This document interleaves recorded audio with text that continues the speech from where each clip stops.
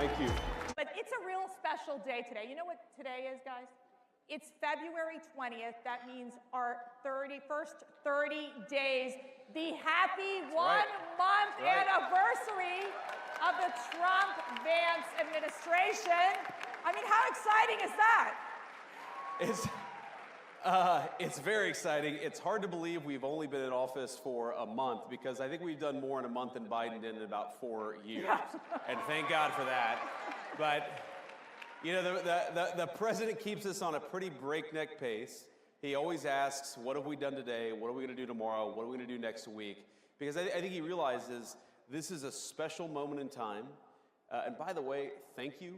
Thanks to all of you for making it possible for us to do all the great work we've been doing in the administration. I know we wouldn't have been here without you, but I think the president is acutely aware that the American people gave us a window to save the country, and that's exactly what we're going to do, and thank God for that, because it's been a hell of a lot of fun the past month.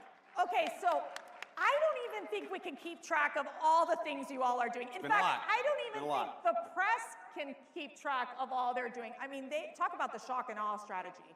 Seriously. So when you're looking at this list after list after list, what stands out to you?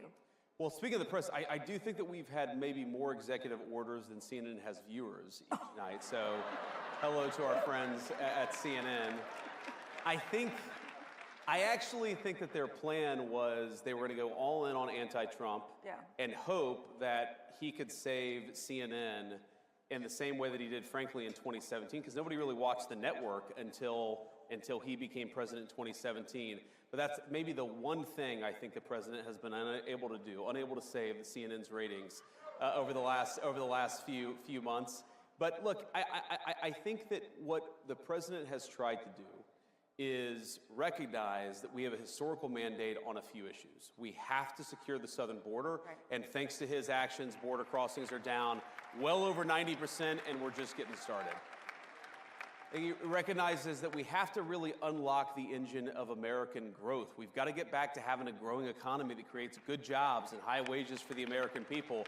And a lot of that goes back to drill, baby, drill. We've done more on energy under President Trump's leadership than I think any administration in history, and that's not an exaggeration. And of course, we're going to do more.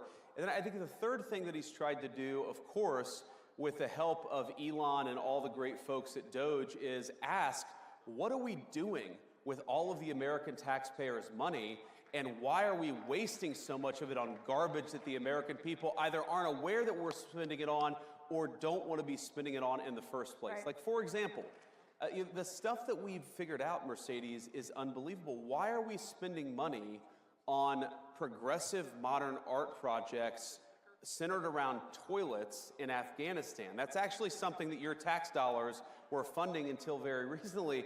And I think all of us are sitting around and asking, what the hell have we been doing with the American people's money for the last 4 years? Let's turn off the spigot and spend the American people's tax money on the American people's priority. And that's, of course, been a big focus of the administration, too. Let's dig deeper into the immigration issue. Sure. We've seen, and you've met many of the victims, people who have family members who have died, have been tragically murdered. Those angel families in the hands of these criminal illegal aliens. Sure. What's your message to these families? What is your message to these horrific drug cartels and human traffickers who have preyed on the most vulnerable in the world? Well, our message to the drug traffickers is get the hell out of our country. Your free ride is over because President Trump is back in the Oval Office. That is, you're not welcome.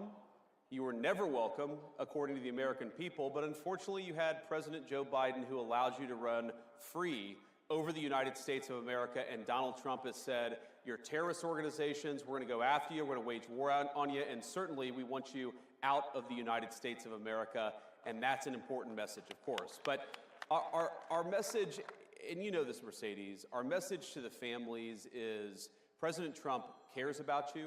He thinks that it's disgraceful what your own government let happen to your children, to your grandchildren, and it's got to stop. And of course, we mourn with people, we pray for people, but we're also asking, as their government, why did this happen to your child in the first place? And the answer is that under Joe Biden, your government didn't do its job. Under Donald Trump, it is. Thank God for that. On the economy, and I'm getting this question all the time, you know, it's this question of affordability, right? Yeah. There's a lot of stress on our families, something that I think Joe Biden could not manage in terms of really helping lower that cost of living and making things just simply more affordable. Sure. We talked about energy independence being a critical component of this, of ensuring that we unleash this economic prosperity. What more needs to be done? Yeah, so one of the first interviews I did, it was, I think 6 or 7 days after the inauguration, and somebody asked me, well, it's been 6 days. What have you guys done to fix the inflation crisis created by Joe Biden? I'm like, well, first of all, it's been 6 days. We've done a lot in 6 days, but it's going to take some time to fix what Joe Biden broke over 4 years. And we know it is easy, unfortunately, to burn the house down. It takes a little bit of time to build it back up. And here's what we have to do. Because look, the fundamental goal of our immigration policy, of our border policy, of DOGE saving taxpayer money, the fundamental goal is we want your children and grandchildren to be able to raise a family in security and comfort in the country that we all love. That is the whole goal of President Trump's agenda. Like, safety and prosperity, right? Yeah. It's pretty common sense stuff. And we know that to do that, we have to, first of all, unleash American energy. Now, why is that so important? Because look, we all know grocery prices got too high under Joe Biden's leadership. Well, one of the main drivers of groceries is energy.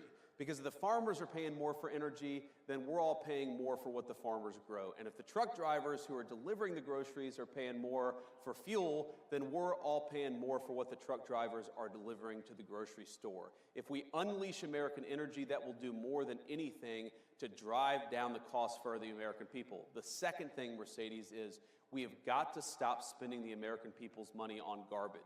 Every dollar that we take in and spend, you have to pay for, either through taxes or through inflation.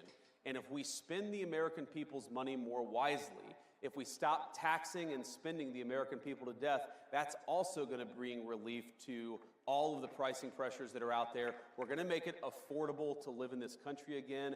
That's our mandate. That's our goal. And you're right, there's a lot more that we can do, but I think we've got a pretty good start after 30 days. We've got a pretty good start.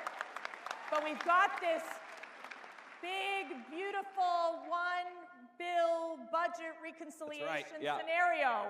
How is that working? What are the dynamics that are happening right now in Congress and what the administration is doing to ensure that a lot of what the president is wanting to do in terms of really pushing forward with economic prosperity and his tax relief initiatives gets done in these bills? Sure.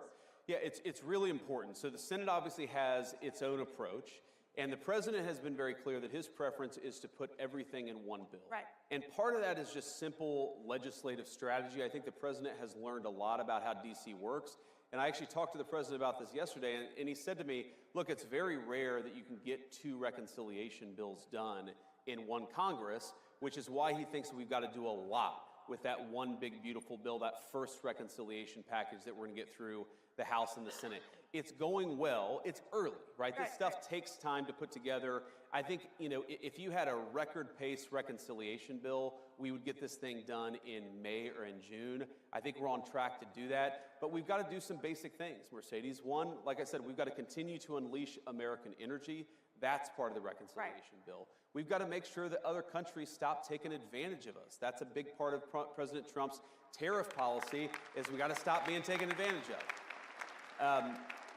Of course, we want to make the President Trump tax cuts permanent and extend them into the future. We want no taxes on tips. We got to do some of the things we talked about during the campaign. That's got to be part of it. And then finally, and this is really important, everything the president has done on the border, we have got to empower him to do it, not just for a month, but for the next 4 years. And we've got to hire more Border Patrol agents. We've got to give Tom Homan and Stephen Miller and Kristi Noem the resources they need to secure the border. And just not to return to the border, but I think so many of our issues come back to the border, because if you take 30, 40 million illegal aliens. You take Medicare fraud, Social Security fraud. Why are we taking the people's Social Security payments and giving it to illegal aliens? We know that's happening in the United States of America today. We've got to stop it. If you get control of the border, Mercedes, you do more to control the fiscal problem, the financial problems that we have in this country than almost anything. Get illegal aliens out of our country, make sure American tax dollars go to American people. That is how you solve the fiscal